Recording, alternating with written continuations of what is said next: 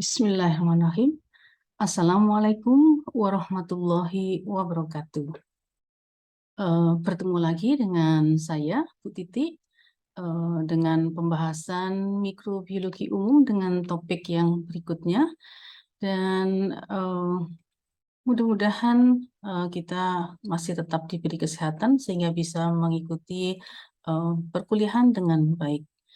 Nah, topik kali ini yang ingin Ibu bahas adalah masih berkaitan dengan sejarah perkembangan mikrobiologi, yaitu terutama berkaitan dengan berbagai teknik yang berkembang untuk berbagai kegiatan di dalam laboratorium, khususnya yang berkaitan dengan bekerja menggunakan mikroorganisme.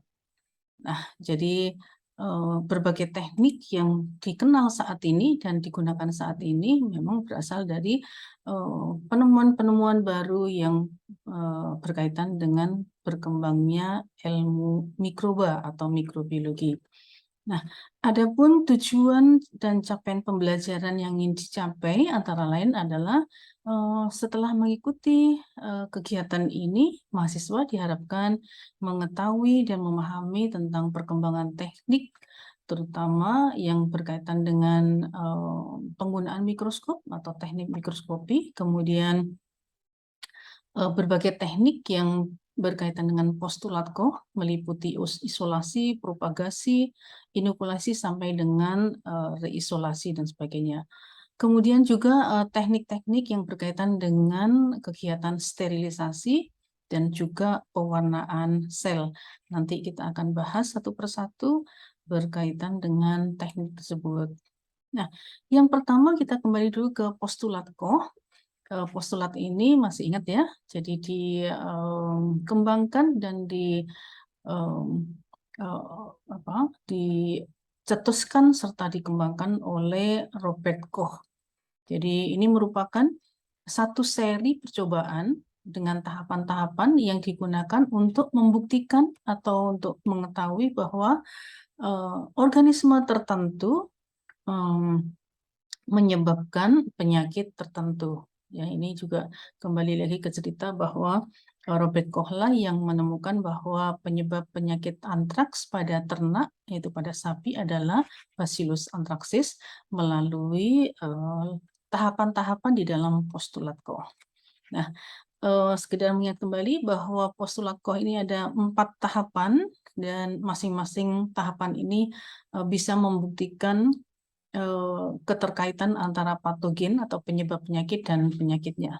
Misalnya yang pertama bahwa agen penyebab penyakit harus dapat ditemukan pada setiap penyakit. Jadi di sini ada asosiasi yang kuat, asosiasi yang erat antara suatu penyebab atau suatu patogen dengan penyakit yang kita temukan. Jadi setiap kali ada penyakit A, maka kita temukan agen penyebabnya itu A. Nah, itu secara konsisten. Kemudian yang kedua, bahwa mikroorganisme penyebab harus dapat diisolasi dari bagian yang sakit dan dapat ditumbuhkan di dalam laboratorium. Jadi patogen tersebut bisa diambil, dipisahkan dari tanaman yang sakit, kemudian dibawa ke laboratorium dan ditumbuhkan secara in vitro, yaitu menggunakan media biakan. Nah, yang ketiga, bahwa inokulasi biakan murni, jadi yang kita dapatkan dari langkah kedua, yaitu biakan murni suatu agen penyebab, ini harus bisa diinokulasikan ke inang baru. Jadi kalau tadinya diisolasi dari tanaman tomat misalnya, lalu dibiakkan dalam media buatan di dalam laboratorium, ketika diperoleh biakan sudah murni, maka biakan ini ketika ditularkan kembali ke tanaman tomat yang sehat, maka tanaman tersebut juga akan menunjukkan gejala penyakit yang sama. Dan yang keempat, langkah keempat adalah bahwa mikroorganisme harus dapat diisolasi kembali dari organisme percobaan tadi. Jadi di langkah ketiga ini, ketika ada tanaman yang sakit, maka dari bagian tanaman yang sakit tersebut bisa diisolasi lagi patogen yang sama dengan patogen yang pertama kita dapatkan. Oke, jadi secara singkat postulat core ini terdapat 4 langkah, yaitu yang pertama langkah atau kegiatan isolasi atau isolation, yang kedua propagation, yang ketiga inoculation, dan yang keempat re-isolation. Jadi isolation ini ketika kita memisahkan, ya, mengambil dan memisahkan agen penyebab, lalu ditumbuhkan ke dalam media. Kemudian ini propagation, ketika kita menumbuhkan koloni tadi di dalam suatu media. Ini tujuannya juga untuk mendapatkan biakan murninya. Ini juga pekerjaannya secara in vitro, jadi di laboratorium menggunakan media buatan. Lalu yang ketiga, inoculation, ini adalah ketika kita menginokulasikan mikroba yang sudah berupa biakan murni tadi, ya. Ini baik ke tanaman atau ke hewan atau ke inang baru, ya, inang yang sama. Nah, ini dikatakan langkahnya ini adalah langkah in vivo. Kita menggunakan suatu jaringan tanaman atau organ tanaman maupun secara utuh kita menggunakan hewan percobaan misalnya. Itu adalah proses inokulasi. Jadi menularkan inokulum yang diperoleh tadi ke inang yang baru. Nah, selanjutnya ketika kita ingin mengambil kembali, mengisolasi kembali, maka langkah itu disebut dengan re-isolation. Jadi mengisolasi kembali untuk mendapatkan dan membuktikan bahwa betul-betul penyebab penyakit tadi merupakan patogen atau penyebab yang memang berasosiasi dengan gejala yang pertama diperoleh. Oke, ini adalah contoh atau langkah-langkah postulat Koch yang dilakukan untuk membuktikan penyebab penyakit antraks. Jadi Robert Koch mengambil atau ini percobaan menggunakan tikus percobaan, ya. Ini sama ketika Robert Koch mengambil sampel darah dari sapi atau ternak yang mati. Jadi diambil sampel darahnya, kemudian sampel darah ini dibiakkan, jadi menggunakan media secara in vitro untuk mendapatkan mikroba apa yang tumbuh di dalam media tersebut. Ketika diperoleh media inokulum atau mikroba yang sudah murni, ini disuntikkan kembali ke inang yang baru. Jadi kalau yang awalnya menggunakan tikus ini tikus yang sudah mati, lalu kita di langkah ketiga ini menggunakan tikus yang sehat dan disuntik dengan inokulum yang berasal dari pemurnian hasil isolasi tadi. Nah, ketika dilakukan penyuntikan, kemudian diamati dan kita lihat di sini tikus yang tadinya sehat, maka tikus ini mati. Ya. Nah, pada tikus yang mati ini kemudian dilakukan re-isolation atau reisolasi, yaitu diambil kembali darahnya, lalu dimurnikan dan diamati, kemudian diperoleh mikroba atau bakteri yang sama seperti pada bakteri yang pertama kali ditemukan. Nah, dengan demikian bisa disimpulkan bahwa mikroba atau bakteri yang diperoleh pada hasil reisolasi ini betul-betul memang merupakan penyebab kematian dari inang yang ditemukan ini. Oke, mudah-mudahan cukup jelas ya. Baik, Ibu lanjutkan. Teknik-teknik lain yang penting ya, kita lihat nanti ada teknik mikroskopi. Jadi macam-macam mikroskop, fungsi dan kegunaan, kemudian cara penggunaan ini juga penting, dan penjelasan ini nanti akan lebih detail lagi ketika dilakukan praktikum. Jadi di kegiatan praktikum ini mahasiswa bisa langsung mencoba menggunakan mikroskop-mikroskop yang tersedia di dalam laboratorium. Kemudian yang penting juga adalah teknik aseptik. Ini berkaitan dengan langkah-langkah desinfeksi dan sterilisasi. Yang berikutnya nanti kita belajar juga isolasi tadi ya, yang berkaitan dengan postulatko, jadi macam-macam isolasi, caranya bagaimana, langkah-langkahnya bagaimana, begitu juga media apa yang digunakan di dalam isolasi itu juga sangat penting.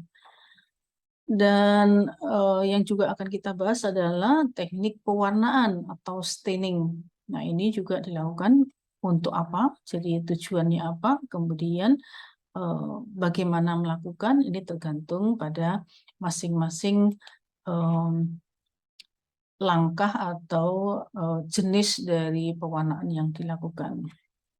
Oke, baik, kita mulai dengan mikroskop ya, mikroskop atau mikroskopi. Jadi langkahnya atau kita bekerja dengan mikroskop, maka kita gunakan kegiatan mikroskopi. Di sini kita kenalkan kembali. Jadi mungkin untuk mahasiswa IPA yang berasal dari SMA-nya SMA IPA, berarti tidak bukan suatu yang baru ya untuk mikroskop ini.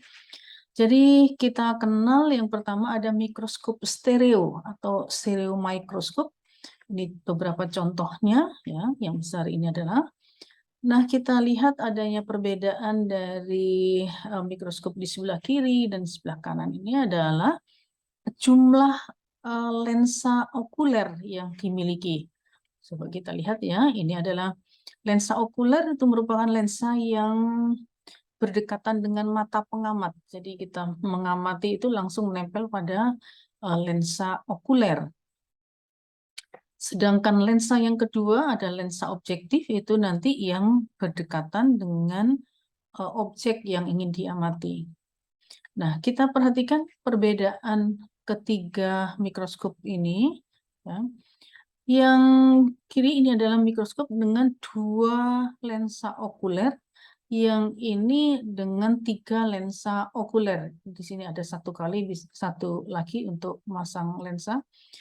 Jadi ini yang dikenal dengan lensa stereo monokuler, ini stereo binokuler, dan ini stereo trinokuler. Jadi dibedakan berdasarkan jumlah lensa lensa okuler yang dimiliki oleh masing-masing mikroskop tersebut. Ya, tapi ketiga-tiganya adalah mikroskop stereo. Nah, penggunaan mikroskop ini juga untuk objek-objek yang relatif lebih besar. Jadi kita bisa menggunakan wadah cawan Petri, apakah itu bakteri atau jamur ataukah nematoda, bisa langsung diamati menggunakan cawan Petri yang diletakkan pada meja pengamatan, lalu bisa langsung diamati. Kemudian ada jenis yang kedua adalah mikroskop majemuk atau compound microscope. Ini adalah contoh mikroskopnya. Ya. Jadi tergantung dari produsen atau pabrik pembuatnya, bentuk atau variasi bentuk mikroskop ini bermacam-macam, tetapi bagian-bagian penting dan fungsinya ini kurang lebih sama.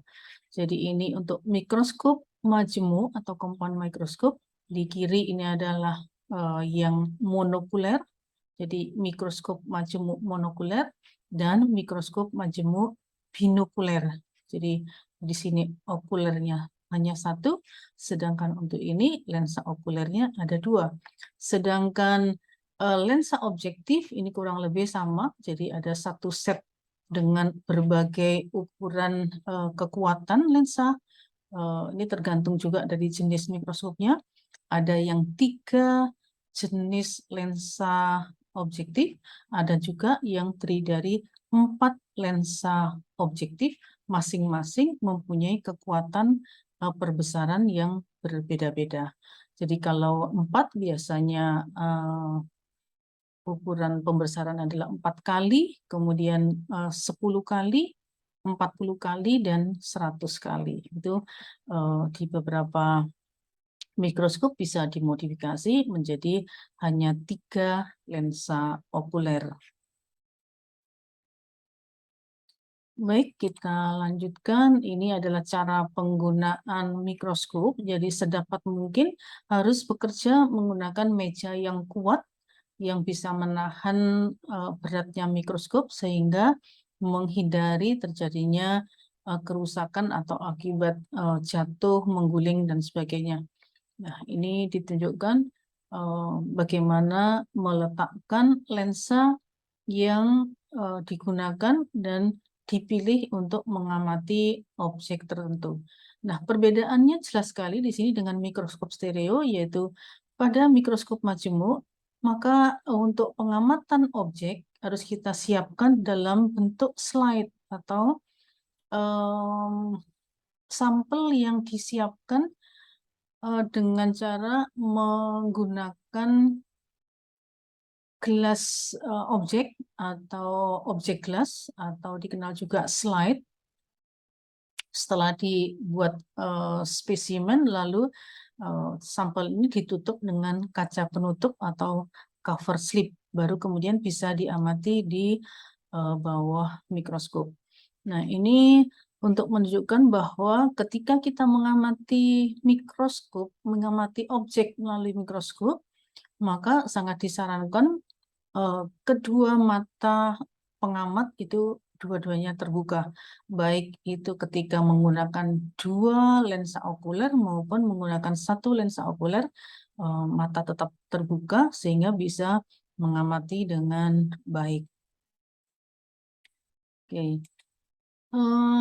Untuk mikroskop elektron ini memang tidak banyak ditemukan dan hanya ada di beberapa perguruan tinggi besar, karena mikroskop elektron ini merupakan mikroskop yang sangat mahal dan sangat complicated ya. Jadi kita perkenal saja ada dua macam mikroskop elektron. Jadi kalau yang tadi ada mikroskop stereo dan mikroskop majemuk, sumber cahayanya berasal dari, bisa dari cahaya luar atau cahaya matahari, bisa juga berasal dari cahaya matahari. Sedangkan mikroskop elektron ini sumbernya adalah elektron. Ada dua macam. Yang pertama mikroskop elektron transmisi atau transmission electron microscope yang disingkat dengan TEM, dan mikroskop elektron pemindai atau scanning electron microscope. Ini dikenal dengan TM. Nah, ini juga mudah-mudahan ada kesempatan bagi para mahasiswa untuk ikut melihat paling tidak bahwa di Unila ada mikroskop elektron, yaitu yang terdapat di lab inovasi, yaitu di LTSID. Ya. Jadi tidak semua lab punya ini. Oke, kemudian kita lanjutkan berikutnya adalah teknik desinfeksi atau sterilisasi. Ini semuanya berkaitan dengan teknik aseptik. Ya, teknik aseptik itu adalah teknik bekerja secara bersih untuk menghindari terjadinya kontaminasi atau kontaminan. Bisa dibedakan bahwa desinfeksi ini proses untuk mengurangi mikroorganisme berbahaya, ya, biasanya adanya di permukaan alat-alat atau di permukaan objek-objek yang tidak hidup, ya. Jadi bisa di atas meja kerja, bisa yang di atas lantai dan sebagainya. Lalu sterilisasi merupakan proses membunuh seluruh atau paling tidak sebagian besar dari kontaminan yang ada di dalam suatu objek. Jadi ini berkaitan dengan organisme atau mikroba ataupun makhluk hidup yang berukuran kecil, yang tidak kasat mata, tidak bisa tampak dengan mata telanjang, tetapi yang sebetulnya di sekitar kita, bahkan di peralatan-peralatan yang kita gunakan itu banyak mengandung mikroba, sehingga untuk menghindari terjadinya kontaminasi, alat maupun bahan tersebut harus dilakukan sterilisasi ataupun desinfeksi.